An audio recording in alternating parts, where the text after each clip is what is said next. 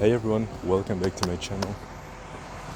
So I just want to start talking why I actually started running in the first place. So back last year in 2024, my mom decided to actually run a marathon, one of her long-term goals. So as usual, I had to take pictures, go to different checkpoints to take pictures of her, to take videos of her. And the thing is, it's not the first time that I've actually accompanied her for a race. So she did 10Ks, 5Ks, half marathons, and so on. But that's really the first time that she did those 42K. And somehow, for some reason, after the race was over, seeing her happy, smiley, and so on, and conquering that, let's say, big challenge that she had in mind for over 7 years, it really ignited a spark in me. I thought, okay, if she's able to do it, I'm able to do it too. So it's your mother and son, basically, right? So I, the next thing I knew, one day after the marathon, I, I actually went to a local running shoe store and decided to buy some proper running gear, some proper shoes. It was very nice since it was a small local store. They asked me what type of pronation I got, what type of feet striker I'm in, whether I'm a heel striker, forefoot striker, midfoot striker, and so on. They looked at my running pattern. Am I overpronating? Am I pro supinating? Or do I have neutral feet, legs, or whatever? So I went there, tested out a bunch of shoes. I actually just wanted to look around at first, but you have to imagine I tried on 6 different pairs. 6 different pairs got dirty since I went out to the pavement to try them out. It was wet, it was raining, not necessarily raining outside, but it was raining a few hours before that. So there were puddles all over the place. And I just felt bad when I wouldn't buy anything from that store, even though they consulted me very well. They brought out some shoes that I could try on. So I ended up buying my first Sauconys ever. And I really noticed the difference that it made. So, so basically, those Sauconys weren't my first pair of running shoes. I actually bought some Asics, some Topos before. But I noticed that they weren't really fitting my feet and my running pattern or my running habits or whatever you want to call that. And I think that's one of the first struggles, to actually get some good shoes for the running journey to make it more enjoyable. Maybe you can relate to me that sometimes if your shoes are not fitting that well or if it's not the right pair, your ankles, your feet start to hurt.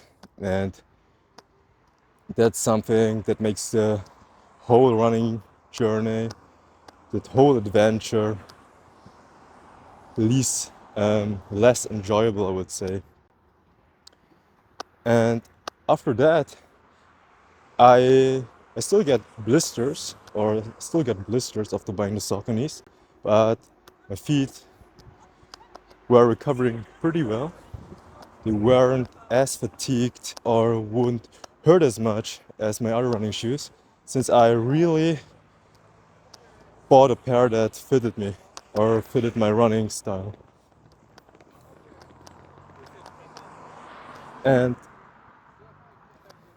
while the shoes were helping, still the first month was horrible. It was hard. I tried to really made a consistent effort to show up, to run twice to three times a week. I started with 1K, with 2K, ended up breaking that 5K mark where I could run 5K without stopping. That made me pretty proud of myself. It was a big achievement since I would normally run and walk, run and walk, run and walk, and so on. So I got a pretty up, so I was able to actually develop my fitness to such a level that 5Ks nowadays they're still, I wouldn't say not challenging, but it's not a struggle anymore. That's what I want to say with that. Now I'm able to 7 months in since October, or now it's 8 months in. It's getting pretty easy, not pretty easy, but it's getting better. My pace became faster. I still remember when I started, I ran with my easy pace was like around 8 minutes per kilometer, I think. Pretty slow, I guess. Now it's up to 6 now. I mean, 5.5 would be my like zone 2 threshold. So there's some big improvements since I started doing that consistently over this whole time frame. Running, showing up each week, almost running every day, 4 times a week nowadays, and really helped me with all that stuff. And one of the biggest checkpoints actually was me running or finishing 22K as a goal, as a milestone. I reached that back in February, so I was pretty proud.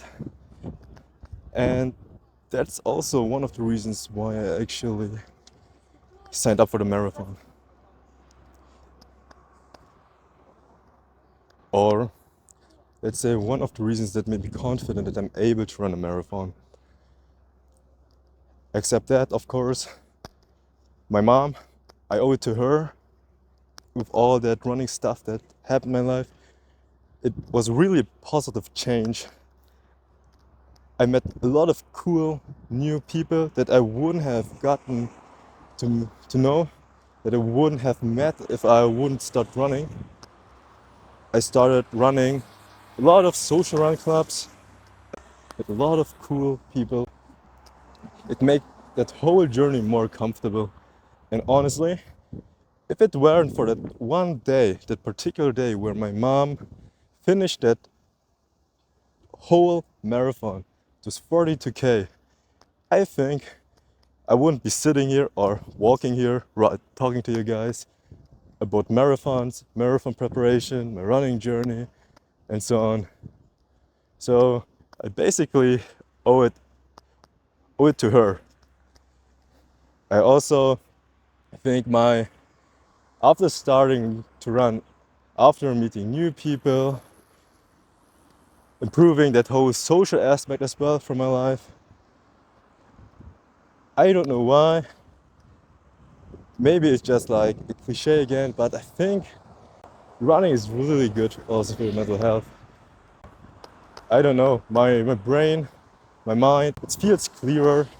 I'm able to focus better, and it's like active meditation. I'm able to forget everything, to just run and focus on the moment. Yeah, so I just wanted to give you guys a bit of background why I started running, what my motivations are, what kept me going or what still keeps me going. And yeah, I see you guys in the next video. Bye bye.